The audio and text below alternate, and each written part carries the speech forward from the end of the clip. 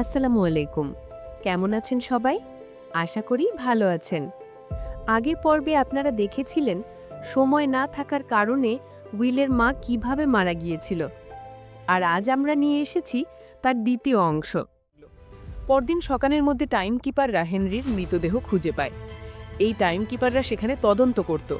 আজকের দুনিয়ায় টাইম কিপাররা ছিল যারা পুলিশের মতো ছিল। এই টাইম কিপারদের কাজও ছিল অপরাধ দমন করা। টাইম কিপারদের অফিসার রেমান্ড সেই জায়গাটা ভালো করে তদন্ত করল, কিন্তু সে কোনো সূত্র পেল না। তখনই রেমান্ডের নজর ব্রিজের কাছে লাগানো সিসিটিভি ক্যামেরার দিকে গেল। সে সিসিটিভি ফুটেজ চেক করার জন্য সিসিটিভি রুমে গেল। অন্যদিকে উইল বুঝে গিয়েছিল যে তার মায়ের মৃত্যুর জন্য গ্রিনিচের ধনী লোকেরাই দায়ী, যারা গেটো শহরের মানুষদের এক এক সেকেন্ডের জন্য মুখাপেক্ষী করে রেখেছে। এবার উইল তাদের থেকে বদলা নিতে গ্রিনিচের দিকে রওনা হলো, এবং এখান থেকে আসল গল্প শুরু হয়। গ্রিনিচ সিটিতে প্রবেশ করার জন্য উইলকে 1 বছরের সময় খরচ করতে হয়েছিল, এবং সেই গ্রিনিচ সিটিতে পৌঁছে গেল। সেখানে যখন উইল ধনী লোকেদের জীবনযাত্রা দেখল, তখন তার চোখ ছানা বড় হয়ে গেল। সেখানে লোকেদের কাছে এত সময় ছিল যে তারা মরার কথা পর্যন্ত ভুলে গিয়েছিল। এখানে ধনী লোকেদের বডিগার্ডদের কাছেও 100 বছরের বেশি সময় ছিল। এটা দেখে উইল রাগে লাল হয়ে গেল, কারণ উইল যে শহর থেকে এসেছিল সেখানে লোকেদের কাছে মাত্র 24 ঘন্টার জীবন ছিল। উইল সেখানে একটি দামি হোটেলে ওঠে। খাওয়ার সময় এক খুব সুন্দরী মেয়ে উইলকে দেখছিল, যেন সে উইলকে পছন্দ করেছে। অন্যদিকে টাইম কিপার রেমান্ড হেনরির মৃত্যুর সময়ের সিসিটিভি ফুটেজ চেক করছিল। তখনই সেই ফুটেজে উইলকে দেখতে পায়। যদিও ক্যামেরার হেনরিকে ব্রিজ থেকে পড়তে রেকর্ড করেনি, কিন্তু সেই ফুটেজে উইলকে ব্রিজের কাছে দাঁড়িয়ে থাকতে দেখা যাচ্ছিল, যা দেখে রেমান্ডের উইলকে সন্দেহ হতে লাগলো। তাই রেমন্ড তার টিমকে উইলের সম্পর্কে তথ্য জোগাড় করতে বলল। অনুসন্ধানের সময় টাইম কিপাররা জানতে পারে যে উইল নামের এক ব্যক্তি অনেক সময় খরচ করে গ্রিনিচ সিটিতে প্রবেশ করেছে। এতে রেমন্ড নিশ্চিত হয়ে যায় যে উইলই হেনরিকে মেরেছে। রেমন্ড তখনই তার টিম নিয়ে গ্রিনিচ শহরের দিকে রওনা হয়। অন্যদিকে গ্রিনিচ শহরে উইল একটি ক্যাসিনোতে আসে, যেখানে কিছু ধনী লোক পোকার খেলছিল। উইলও তাদের সাথে বসে পড়ে। এক নতুন লোককে দেখে তারা হাসতে শুরু করে, কিন্তু উইল জুয়ায় পারদর্শী ছিল। আজ তার জন্য ধনীদের কাছ থেকে টাকা আদায়ের সবচেয়ে ভালো সুযোগ ছিল। উইল ফিলিপ নামের এক ধনী ব্যক্তির সাথে পোকারবাজি খেলে। ফিলিপ এখানকার সবচেয়ে ধনী ব্যক্তি। তার নিজের একটা টাইম ব্যাংক আছে, যা লোককে লোনে সময় দেয়। ফিলিপের সাথে তার মেয়েও বসেছিল। সেই মেয়ে যে কিছুক্ষণ আগে উইলকে মন দিয়ে দেখছিল। খেলা যখন শুরু হয়, তখন উইল তার জীবনে সব সময় বাজি ধরে, এবং তার বুদ্ধির জোরে সে ফিলিপের কাছ থেকে 1100 বছর জিতে নেয়। এটা দেখে ফিলিপের মেয়ে সিলভিয়া উইলের প্রতি খুব মুগ্ধ হয়ে যায়। সে উইলকে কাল রাতে তার বাড়িতে পার্টিতে আমন্ত্রণ জানায়। পরের সন্ধ্যায় উইল একটি নতুন গাড়ি কিনে পার্টিতে পৌঁছায়। পার্টিতে উইল আর সিলভিয়া নাচতে শুরু করে, এবং সিলভিয়া মনে মনে উইলকে ভালোবেসে ফেলে। সে তার মনের কথা উইলকে বলতে যাবে, ঠিক তখনই টাইম কিপার রেমন্ড তার টিম নিয়ে সেখানে পৌঁছায় এবং উইলকে ধরে ফেলে। উইলকে খুনি ভেবে সিলভিয়াও তার উপর রেগে যায়। রেমন্ড প্রথমে উইলের কাছ থেকে তার সমস্ত সময় কেড়ে নিয়ে মাত্র 2 ঘন্টা দেয়। তারপর সে তা উইলকে হেনরির খুনের অভিযোগে গ্রেফতার করতে লাগে। রিমন্ড উইলকে জিজ্ঞেস করে, তুমি হেনরিকে কেন মেরেছ? উইল তাকে বলে, আমি তাকে মারিনি, বরং সে নিজেই বাঁচতে চাইতো না, তাই সে আমাকে 116 বছর দিয়েছিল এবং পরে সে আত্মহত্যা করে। কিন্তু রেমন্ড উইলের কথাই বিশ্বাস করে না। উইল বুঝে যায় যে রেমন্ড তাকে হেনরির মিথ্যে মামলায় ফাঁসিয়ে সারা জীবনের জন্য জেলে পাঠিয়ে দেবে। তাই সেই সুযোগ পেয়ে রেমন্ডের লোকদের মারে নিজেকে মুক্ত করে, এবং তাদের বন্দুক নিয়ে সিলভিয়াকে বন্দি করে তাকে সাথে নিয়ে পালিয়ে যায়, এবং রেমন্ড আর তাদের লোকদের ফাঁকি দিয়ে আবার গেটো শহরে ফিরে আসে। এই সময় উইলের কাছে সময় খুব কম ছিল। সে সিলভিয়ার কাছে কিছু সময় ধার চাইল, কিন্তু সিলভিয়া তাকে 1 সেকেন্ডও দিতে রাজি হলো না, কারণ সেও তাকে হেনরির খুনি ভাবছিল।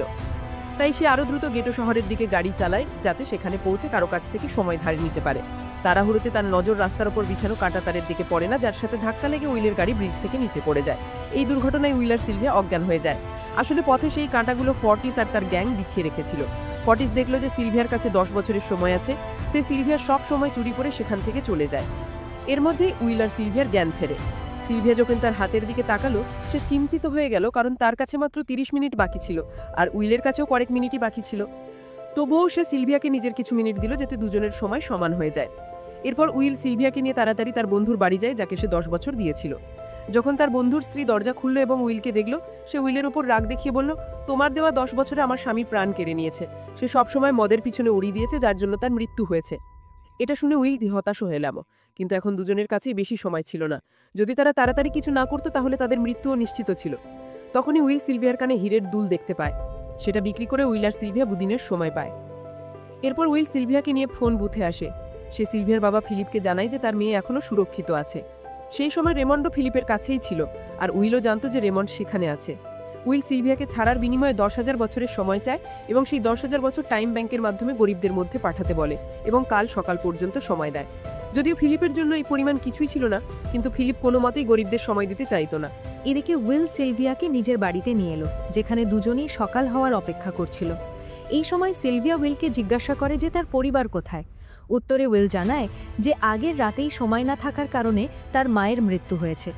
এটা শুনে সিলভিয়ার খুব খারাপ লাগে এবং সে বুঝতে পারে যে এখানে গরিব মানুষরা প্রতি মুহূর্তে মৃত্যুর ভয় বাঁচে। তাদের একদিনের সময় রোজগার করতে কত পরিশ্রম করতে হয়।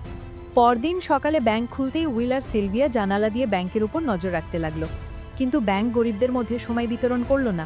সিলভিয়া এটা দেখে খুব হতাশ হয়ে গেল যে সময়ের কাছে তার বাবার জন্য নিজের মেয়েরও কোনো দাম নেই।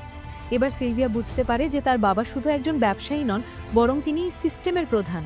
তিনি গরিব মানুষের মৃত্যু থেকে নিজের জীবনের বছর জমা করেন। সিলভিয়াকে এভাবে হতাশ দেখে উইল তাকে বাড়ি ফেরত পাঠানোর সিদ্ধান্ত নেয়। সে তাকে ফোন বুথে নিয়ে এসে তার বাবাকে ফোন করে নিজের জন্য সাহায্য ডাকতে বলে। এই সময় উইল সিলভিয়াকে একটি অস্ত্রও দেয়, যাতে সে নিজের সুরক্ষা করতে পারে। এদিকে সিলভিয়া ফোনে তার বাবার সাথে কথা বলছিল, ঠিক তখনই টাইমকিপার রেমন্ড চুপিসারে সেখানে এসে উইলের ওপর বন্দুক তাক করে। রেমন্ড উইলের ওপর গুলি চালাতে যাবে, ঠিক তখনই সিলভিয়া রেমন্ডকে দেখে ফেলে এবং ঘাবড়ে গিয়ে রেমন্ডের ওপর গুলি চালিয়ে দেয়। এটা দেখে উইল ভয় পেয়ে রেমন্ডের কাছে আসে, যদিও সেই গুলি রেমন্ডের হাত ছুঁয়ে বেরিয়ে গিয়েছিল। রেমন্ডের হাত থেকে অনেক রক্ত বের হচ্ছিল। উইল রেমন্ডের ঘড়ি দেখল, রেমন্ডের কাছে মাত্র 2 ঘন্টা বাকি ছিল। আসলে টাইমকিপারদেরও বেতনের তরফ প্রতিদিন একদিনের সময় মিলত। উইল বুঝে গেল যে যতক্ষণ রেমন্ডের কাছে তার টিম পৌঁছাবে, ততক্ষণ রেমন্ডের বেশি রক্তক্ষরণের কারণে তার মৃত্যু হয়ে যাবে। তাই উইল রেমন্ডকে 2 ঘন্টার সময় দিয়ে রেমন্ডের গাড়ি নিয়ে সেখান থেকে চলে গেল। রেমন্ডকে গুলি করে এবার সিলভিয়া অপরাধীর তালিকায় চলে এসেছিল। যদিও উইল সিলভিয়াকে বলেছিল যে সে এখনও এসব থেকে বেরিয়ে আসতে পারে, কিন্তু গ্রিনিচে সিলভিয়ার জীবন ছিল খাঁচায় বন্দি পাখির মতো। তার বাবা ফিলিপ তার উপর অনেক নিষেধাজ্ঞা লাগিয়ে রেখেছিল, কিন্তু এখানে এসে সে স্বাধীনতার অনুভূতি পাচ্ছিল, কারণ এখানে সে নিজের ইচ্ছার মালিক ছিল। এবং সিলভিয়া বুঝে গিয়েছিল যে এখানে মানুষের সাথে অন্যায় হচ্ছে। এখন সেও গরিবদের তাদের অধিকার পাইয়ে দেওয়ার জন্য উইলের সাথে ছিল। উইল ও সিলভিয়া একসাথে ধনীদের লুটতে শুরু করে। সিলভিয়া যে গ্রিনেজ সিটির প্রতিটি কোণা সম্পর্কে জানত, তাই তারা পরিকল্পনা করল যে তারা গ্রিনেজ সিটির ব্যাংক থেকে টাইম ক্যাপসুল চুরি করবে এবং সেগুলো গরিবদের মধ্যে বিতরণ করবে। সিলভিয়া প্রথমে তার বাবা ফিলিপের কয়েকটি ব্যাংকে ডাকাতি করে, কারণ ফিলিপ গরিবদের মৃত্যু থেকে সেই সব সময় সংগ্রহ করেছিল। তারা দুজনেই সিন্দুক থেকে সমস্ত টাইম ক্যাপসুল একটি ব্যাগে ভরে সেখান থেকে বেরিয়ে যায় এবং সেগুলো গরিবদের মধ্যে বিতরণ করতে শুরু করে। এত বড় চুরির পর সরকারও তাদের দুজনের উপর বিরক্ত হয়ে গিয়েছিল, তাই সরকার তাদের দুজনের মাথার উপর 10 বছরের সময় পুরস্কার ঘোষণা করে।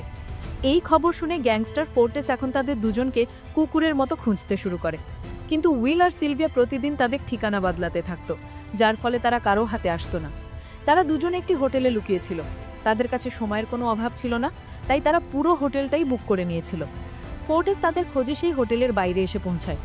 সেখানে সে কিছু লোককে ধরে তাদের কাছে উইল আর সিলভিয়া সম্পর্কে জিজ্ঞাসা করতে লাগে, কিন্তু সেই লোকদের উপর উইল আর সিলভিয়ার অনেক উপকার ছিল, তাই তারা মরতেও রাজি ছিল, কিন্তু উইল আর সিলভিয়ার ঠিকানা বলতে রাজি ছিল না। কিন্তু যখন ফোর্টেস তাদের উপর খুব বেশি জোর জবরদস্তি করে, তখন তাদের মধ্যে একজন মৃত্যুর ভয়ে ফোর্টেসকে সেই হোটেলের কথা বলে দেয় যেখানে উইল আর সিলভিয়া লুকিয়েছিল। এরপর ফোর্টেস সঙ্গে সঙ্গে তার গ্যাং নিয়ে সেখানে পৌঁছে যায় এবং তাদের ধরে ফেলে। এখন উইল আর সিলভিয়া তাদের হাত থেকে বাঁচা অসম্ভব ছিল। ফোর্টেস উইলকে একটি টেবিলে বসে টাইম ফাইটের জন্য চ্যালেঞ্জ করে। উইল বুঝে যায় যে যদি সে চ্যালেঞ্জ অস্বীকার করে তাহলে ফোর্টেসের গ্যাংয়ের লোকেরা তাকে মেরে ফেলবে, তাই কেননা আজের সাথে পাঞ্জা লড়া যাক। ফোর্টেস আর উইল একে অপরের কবজি ধরে এবং মৃত্যুর খেলা শুরু হয়। ফোর্টেস একজন দক্ষ খেলোয়াড় ছিল।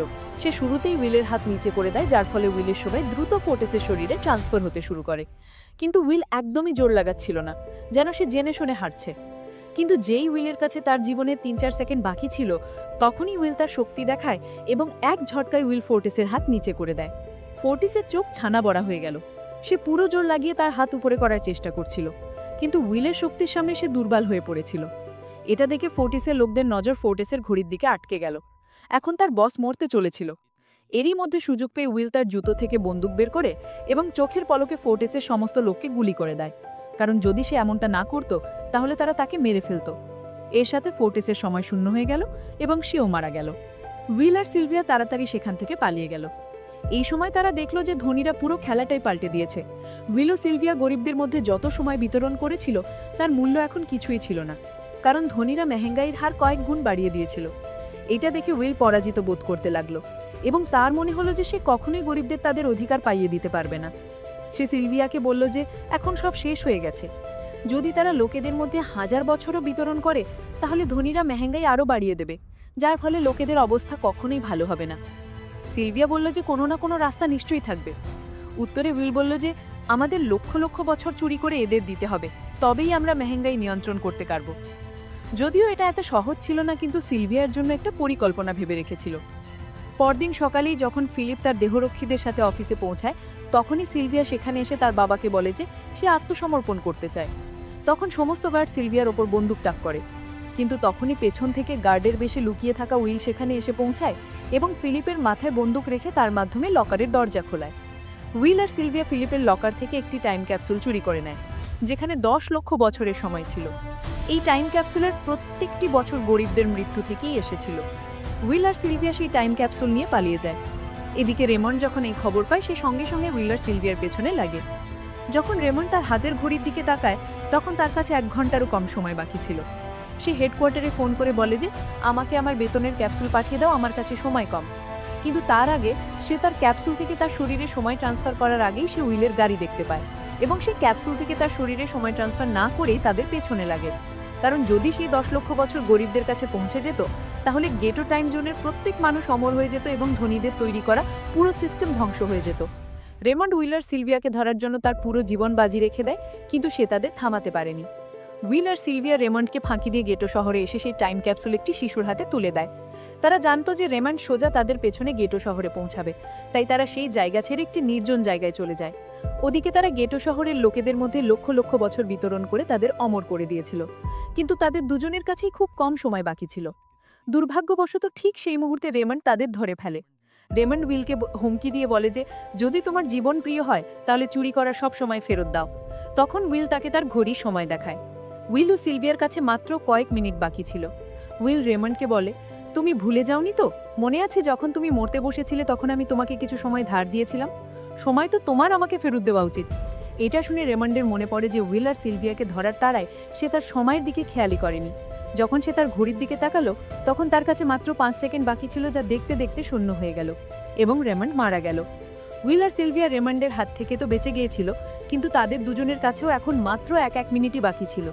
তার উপর সেই নির্জন এলাকায় তাদের সাহায্য করার মতো কেউ ছিল না। তারা তাদের মৃত্যু স্পষ্ট দেখতে পাচ্ছিল। তারা দুজনে হতাশ হয়ে একে অপরকে জড়িয়ে ধরে এবং তখনই উইল আর নজর রেমন্ডের গাড়ির দিকে পড়ে। উইল সঙ্গে সঙ্গে গাড়ির দিকে দৌড়ে গিয়ে সেখানে পৌঁছে রেমন্ডের বেতনের সময় তার ঘড়িতে ট্রান্সফার করে নেয়। এরপর সে সিলভিয়াকেও সময় দেওয়ার জন্য তার দিকে ছুটতে লাগলো। সিলভিয়া দ্রুত উইলের দিকে দৌড়াচ্ছিল। সিলভিয়ার কাছে মাত্র কয়েক সেকেন্ড বাকি ছিল। এটা ঠিক সেই মুহূর্তের মতো ছিল যেভাবে উইল তার মাকে হারিয়েছিল। উইল তার মাকে তো হারিয়েছিল, কিন্তু সিলভিয়াকে হারাতে চাইতো না। উইল সিলভিয়ার একদম কাছেই ছিল, কিন্তু তখনই সিলভিয়া উইলের বাহুতে ঢলে পড়ে। ভাগ্যবশত উইল সঠিক সময় সিলভিয়ার হাত ধরে ফেলেছিল, যার ফলে তার প্রাণ বেঁচে যায়। উইল আর সিলভিয়ার দৌলতে ডেটন শহরের সমস্ত মানুষ এখন অমর হয়ে গিয়েছিল। এখন তাদের 1 ঘন্টা রোজগারের জন্য ফ্যাক্টরিতে কাজ করার প্রয়োজন ছিল না। তারা সবাই তাদের স্বপ্ন পূরণ করতে গ্রিনেজ সিটির দিকে রওনা দিল, যার ফলে ধনীদের তৈরি করা সমস্ত সিস্টেম ব্যর্থ হয়ে গেল। আর এর সাথেই এই কাহিনী শেষ হয়ে যায়। ভিডিওটি যদি এনজয় করেন তাহলে লাইক, কমেন্ট আর সাবস্ক্রাইব করতে ভুলবেন না।